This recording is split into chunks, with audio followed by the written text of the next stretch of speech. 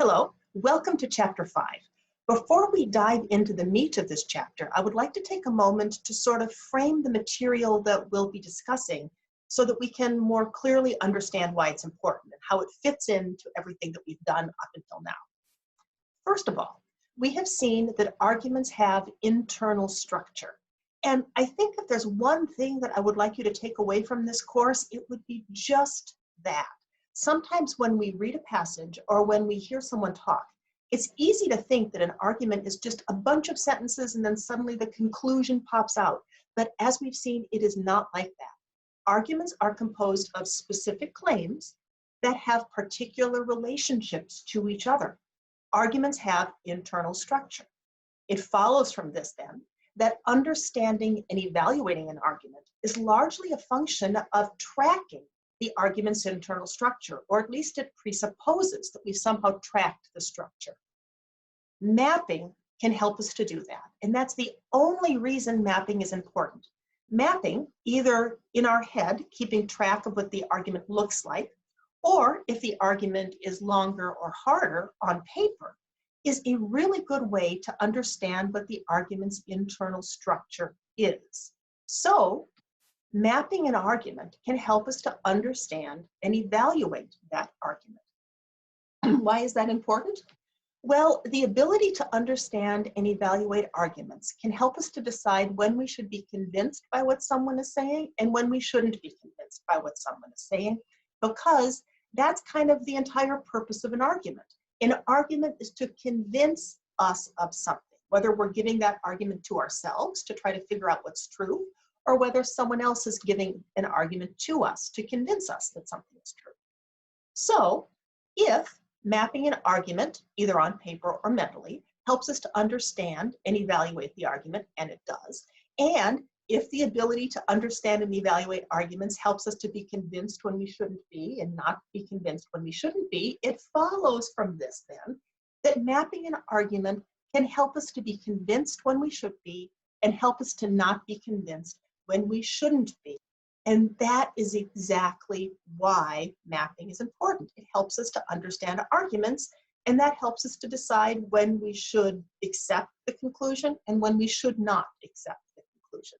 Note, I said should not accept the conclusion. I didn't say reject the conclusion, because as we know, if an argument's bad, it doesn't mean the conclusion's false. Okay. So that's what we've been doing up until now. As we've seen, this can be hard, and there are a few distinct reasons why mapping an argument can be hard. First, the content of the argument can be complicated. If the content of the argument is something with which we are pretty familiar, it's easier for us to see those relationships between the claims than it is for us to see those relationships between claims if the content is unfamiliar. That's just sort of a part of the physics of what we're doing. It's unchangeable. Some arguments will be hard just in virtue of the fact that their content is hard. Sometimes, if we are looking at an argument that is presented to us by someone else, the argument might be hard to map because it's been communicated in a confusing way.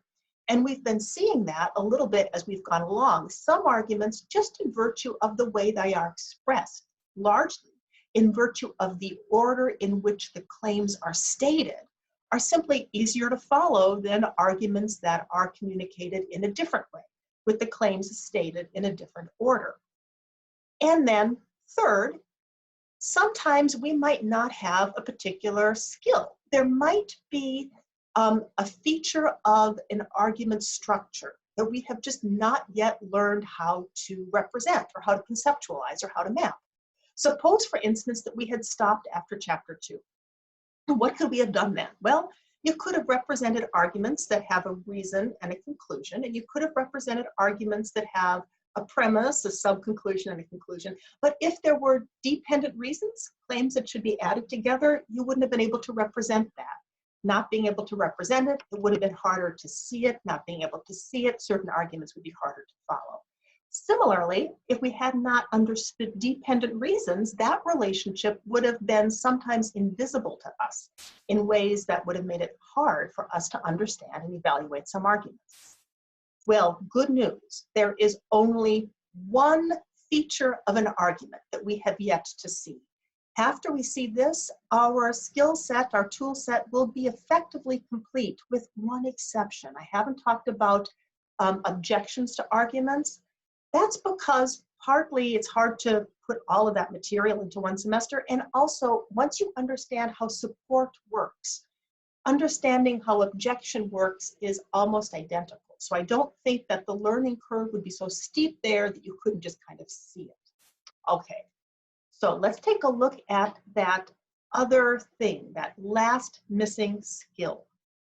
Let's go back to this argument. And I want you to focus on this sub-conclusion right here, that mapping an argument either on paper or mentally helps us to understand and evaluate that argument. Now, I have stated it here. I explicitly said that as we were going through the argument. But suppose I didn't. Suppose I hadn't stated that. It just went away. Think about what the argument would look like now. What we would have is basically three disconnected argument units or argument parts. We would have had this thing, we would have had this thing, we would have had this thing, and it would not have been easy for us to understand how all of those claims fit together. The argument would effectively fracture or decompose. So what we are going to learn in this chapter is how to fill in missing sub-conclusions like that, right? Like what goes there, we figure that in. That's what we're going to be learning. Why? Well, because sometimes when people present arguments, they don't state each and every part of an argument. They might not state a premise. Well, if they don't state a premise, that's not going to absolutely undercut our ability to understand the argument. Just trust me on that. It won't. But if they don't state a conclusion, whether that conclusion is the sub-conclusion or whether that conclusion is the ultimate conclusion, sometimes that will. Sometimes, unless we are alert to the fact that people sometimes don't state their conclusions and have the skill set that allows us to fill in those unstated conclusions, sometimes our understanding of an argument is literally going to fall apart because we won't see how the pieces connect to each other. So that is what this chapter is all about. I will see you in the main body of the chapter. Bye-bye.